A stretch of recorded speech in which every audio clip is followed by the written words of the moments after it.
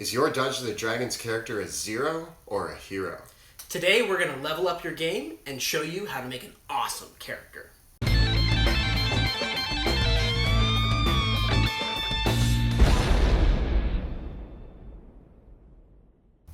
Hey nerds, I'm Monty Martin. And I'm Kelly McLaughlin. And we are the Dungeon Dudes. On today's episode, we're going to look at how to make a truly awesome D&D character.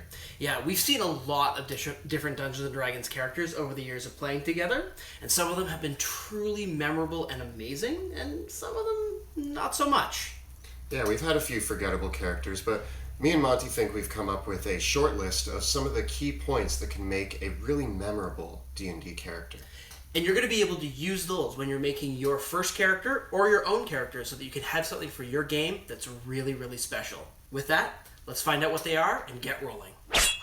So there are a few things that you're going to want to look at when creating a really awesome D&D character. Yeah, I have one big rule of thumb that I give to my players whenever they're making their first character or a character for any of my campaigns, really. And this is, first of all, make a character who is courageous, a character who is willing to take risks. You don't want somebody who's going to run away from every battle and say no to every situation that presents itself. There's a big part of D&D is saying yes to the adventure itself. And if you've got a character that is like, why would my character do that? You're kind of shutting down all the creativity that can come from just embracing the adventure. Yeah, you don't want to just, go wandering off, mess up the entire campaign by not wanting to participate in it. You need a character that's going to just go for it. Get in there, stab some orcs. Exactly. Like, there's tons of examples of reluctant heroes from fiction. Think of Bilbo Baggins or Frodo Baggins. They were reluctant heroes, but they went on the adventure, and ultimately they proved that they were very brave people and willing to get into really dangerous situations. D&D is a game about taking risks, and your character needs to be willing to take them. The next point, what is our next point? Our next point is? Your character needs to be capable. At the same time. Yeah. I don't think that this means that your character needs to be overpowered. You don't need to min-max your character or find a guide online about how to make the most broken damage-dealing character. No. It's really not necessary, and in fact, there's a lot of good reasons why you shouldn't do that. But your character shouldn't also be a lump on a log that's not going to do anything or accomplish anything in the game. Yeah, don't be afraid to make your character good at one or two things, right? Think of what their class is and what their background is, who they are as a person, and make them really good and capable of that things. You don't want them to always be the butt of every joke. The next step, which is the most important one, I would say, is creating a character that's cooperative. Exactly. At the end of the day, Dungeons & Dragons is a game about a team of adventurers. This doesn't mean that your character needs to completely agree with everything that your party members and your group wants to do. But you can create a lone wolf character, but he has to have a reason for adventuring with the party and a reason for sticking with them and not stabbing them in the back. You want a character that's going to work well with those people and that can still be that lone wolf, but you want him to be part of a team. Yeah, you want your character to be willing to work with others.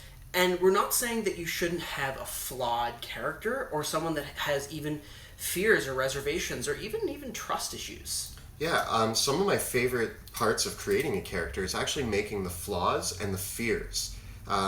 We had one character that I made that was afraid of fire.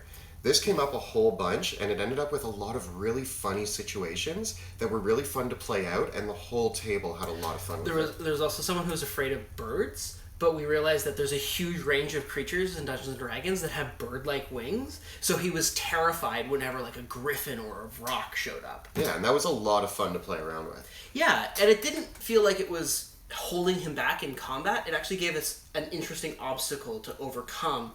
So you should really embrace those fears and flaws, and especially looking at ways that you can make your character a little bit selfish or greedy, or have those things that they want, those things that they need. One of my favorite characters that I ever ran was actually a little bit power hungry and almost kind of swayed towards a darker path halfway through the campaign. He still was cooperative, played well with the team, and did a lot of really cool stuff, but it was that drive for power as his flaw that really made him an interesting character to play. Yeah, and that said, as your drive for your character, you don't need to make a character that's motivated by the revenge of a dead family member.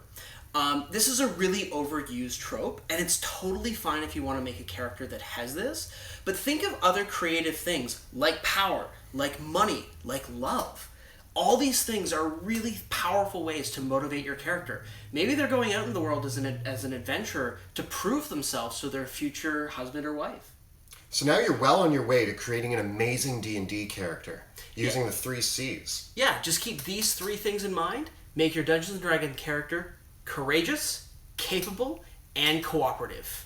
And don't forget to embrace those fears and flaws that will really make your character stand out and really make it a lot more fun at the table for everyone.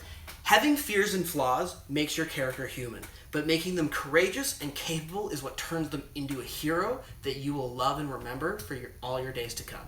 If you want more tips on how to create your first D&D character, you can check out the video for that over here. And if you're interested in experiencing life behind the screen, check out our video on Lost Minds of Phandelver right here. If you like what we're doing, you can become a patron of our show by following the links down below. Don't forget to subscribe, and we'll see you next time in the dungeon.